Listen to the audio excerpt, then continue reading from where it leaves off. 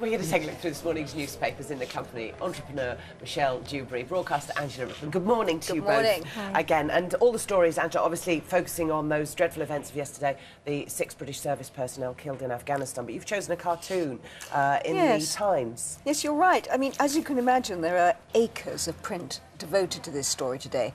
Everything from the emotional reaction of those people who have already lost loved ones in the conflict, to analysis of whether or not the Challenger tank really is up to the job, to leader columns in practically every one of the papers. But I think, as so often happens with a story like this, there are the cartoonists who are always able to strip away the emotion, strip away the dialogue. And I think that today you've got in the Times a very powerful but simple cartoon, which really just makes the point. It says we're here because we're here.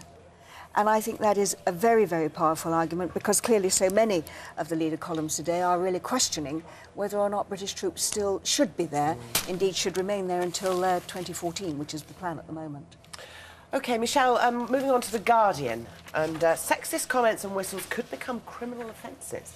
Yeah, so that's the catchy headline, and what this actually is obviously it's International Women's Day today, and as part of that, David Cameron's going to probably lots of events, but there's a particular one where he's going to be signing the Council of Europe's Convention on Violence Against Women. So this is something he's going to be signing, and there's lots of bits and pieces within this convention, and one of them, and this is where the headline comes from, they're looking at potentially criminalising or imposing sanctions for unwanted verbal or non-verbal or physical conduct of a sexual nature.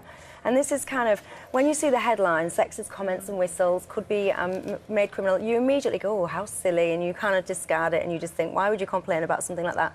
But actually, this is actually really quite serious. It's saying here that some of the pieces that this law would look at are things like victims of domestic violence, allowing people to get out of forced marriages, stopping forced sterilisations. So there's really the trouble with this, things. then, Michelle, is that they're trivialising it to some degree with including something like wolf whistling, when you do have such serious things as forced marriages and rape. Yeah, I think so. And I mean, I've done work with victims of domestic violence, and some of these things that women in this country are enduring today, this isn't just things that's happening overseas, some of the things that women have and happen to them are very, very serious. And I just think having a headline like, oh, if you do a wolf whistle, you could get in trouble.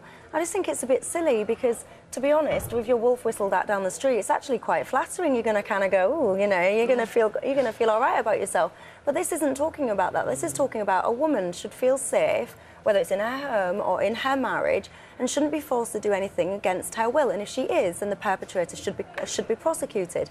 And that's what this is looking at. But those headlines really diminish that, don't they? Yeah, I think so. People will see that and assume that it's about wolf whistling, whereas in actual fact it should be tackling something a lot more serious than that and not including it. Absolutely, and people will watch us now and go, look at those girls, they're talking about wolf whistling, and that's not what it is, and that's why I think the kind of headline like that is actually wrong. Very misleading. Yeah. We've got lots more to talk about in the newspapers. Stay with us. Hi there, we're reviewing the papers this morning with the entrepreneur Michelle Dewberry and the broadcaster Angela Rippon. Good morning to you. The Rich List, Forbes Rich List, came out in the last 24 hours or so, hasn't it? Any interesting aspects of it, Angela? Oh, yes. Well, considering that today is International Women's Day, I've got 2 stories which I think will gladden all our hearts. Sarah Blakey, the woman who gave us Spanx, she has made it to the Forbes billionaires list. Wow. And they say she is at 41, she is the youngest self-made billionaire to make the list.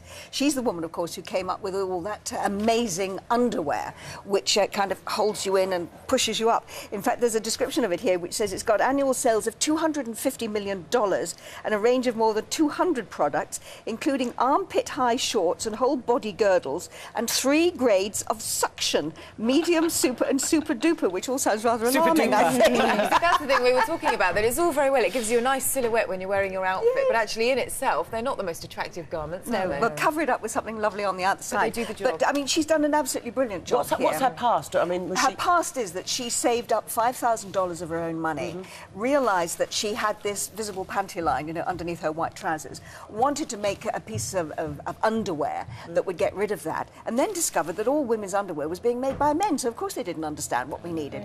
But she had a long, hard slog to find a company that would actually manufacture this stuff, and apparently it was only done in the end because the bloke who owned the company, his 2 daughters told him, yes, Daddy, this is a great idea. It's now got, you know, £250 million every year is what she makes in turnover. So a terrific, terrific story. And they're making them for men now. They are of course. making You said them there for was blokes. 2 stories. What's the other one? 2 stories. Well, I hope that story will give a lot of enthusiasm to Lucy Balchin. She's a 17-year-old who lives in Modbury in Devon. And Lucy's just done 13 GCSEs. She's decided to opt out of doing A-levels, and instead she spent her £2,000 life savings. She saved it up herself. Brilliant. She's taken over a shop in the middle of Modbury, Wow. and she's renamed the shop the Crazy Cow. It's a little gift shop, and apparently she's so young she can't even have her own business account. She's had to have it in her mother's name. But there's with absolutely your spirit and the spirit that was shown by Sarah Blakely, that she's gone out, taken on a shop, used her life savings, and she's got that entrepreneurial spirit which says she's going to make it in business, and I hope that she makes it to the Forbes billionaires list before not too long. Brilliant. Brilliant. Yeah, good for her. Neighbours from hell. We love to talk about them, but you wouldn't want them. No, you absolutely wouldn't. So here's a chap. He bought a house in Essex, and obviously you have to fill in all the details about neighbours and mention if there's any disputes and all the rest of it. And this guy bought a house. His neighbours said that the next door neighbour was a nice chap, kept himself to himself. Absolute opposite. Kevin Hurst has bought this house, and the guy living next door to him is just a little bit, if you ask me, a little bit strange. He's got like all kinds of Asperger's against him. He wanders around in this balaclava. The previous tenants were actually witnesses in a trial against his behaviour. He's just like, he does stuff like he's banging around everywhere. He's been chasing teenagers with a kitchen knife. In 2011, he was sentenced to 6 months in jail. Anyway, rightly so, I think. This Kevin Hurst is now going for compensation against the people that sold him Because this that's house. what these surveys were supposed to stop this sort of thing happening, weren't they? They were supposed to Absolutely. declare all this information, so presumably there is a comeback on it. Yeah, well, he's hoping to get 100 grand off them, and yeah, see where he goes Which from might there. be enough for him to move. But listen, the moral is always meet the neighbours. Jackie will probably agree with me on this one. When you're buying a new house, just check the neighbours either side, Have just a in little case. look. Yeah. But once you get stuck, I mean, this is a semi as well, so he's attached to that house now until he moves out. And good neighbours, I think, they make all the difference to a nice home. They do. But how is he For going to sell sure. the house when it's Yes. had all this publicity? That's Yes. the trouble, isn't Yeah, it? good point. And he'll have to declare it as well if he's kind Exactly. of taken action against those that didn't. But you're buying the house, you're not buying the neighbour's house. So, in a way, I feel a bit sorry for him. Yeah, but at the same time, you wouldn't want to be joined on to some guy that's, I was going to call him something quite rude then, that you won't want to be joined on to some guy that's got Asperger's and is making your life hell if you could have avoided that. If you would have known in advance, these people are selling a house, and you know what, we was actually in a trial against him because of his behaviour, you wouldn't buy the house. No, you go, wouldn't, oh, yeah, but go he'll on, never then be I'll able to take it sell off it, will you. he? No. Exactly, but... yeah, Andrew, moving out. we were showing the pictures before of Prince Harry clearly having a nice Yes. time on his Caribbean tour. Who wouldn't? Yes. What do you make of it all? Well, it's interesting because every one of the papers today, whether they're red tops, whether they're serious newspapers, they're all covering stories about Harry. And as you can see here in the Daily Mail, Catherine Osler has decided that Prince Harry is the royal family's secret weapon. Because Right. the Queen sent him off to Jamaica, bearing in mind that the President, the Premier of Jamaica, Yep. Portia Simpson-Miller, has already said that she wants to cut links with the Queen. She doesn't want the Queen to be head of state. She wants a Jamaican to be head of state. And so she sent Harry. Hooray, Harry, the guy who is, you know, the great party prince.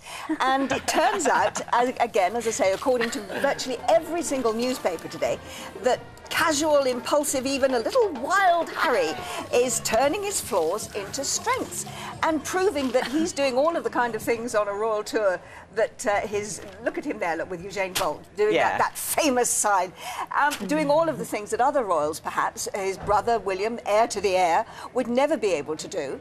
And he's able to get out there and do these things and show the lighter side of the royal family. But actually, these two at the end are just laughing at him. He absolutely was the right person. He was the right one to go to Jamaica. Well, that's true. And proving himself not just to be, you know, a good guy for that kind of public relations exercise, but a great ambassador for the country too. My two boys were in the park the other day and they said, if something happens to the Queen, Mum, who's going to be the king? And I said, well, it's Charles. What happens if something happens to him? Well, it's William. And they went, oh, what about Harry? He's the best one, isn't he? But he's got none of those responsibilities, you see. He's, free. He's free to free do what he and likes, light. which means he can go out and party like that and show that side of the royal family, if you like, while being a great ambassador. OK, very quickly, Michelle, schoolboy howlers. Oh yeah, this is lovely. This is just a collection of the funny things that kids say, and there's so many of these. This is out of the Express. And there's, for example, they have to complete the famous sayings. So one lad said, "A penny saved is ... and he's written, "Not much." He's right. And, and if you, don't strike while the ... iron, sorry, the insect is close. And then there's another one where you have to use the word benign in a sentence, and he's written, "I am 8, but I will soon be..." Oh, brilliant. And this is just so lovely. There's so many of them. I could sit and tell you them all, but yeah, you should read it. What can anyone Wonderful. tell me about cemetery? It's a place where you bury dead people. There you go. Of course, I like this one here about name the 4 seasons. Salt, pepper, mustard and vinegar, they've said. Seasonings. One of my kids, when they were 7, had to use a sentence with the word suffer in it, and mine put, "A pig must suffer to be bacon," which I thought was Michelle, thank you very much. Angela, thank you very much. Pleasure. A good read in this morning's newspapers. Naz is here now to tell us what the weather forecast has in store.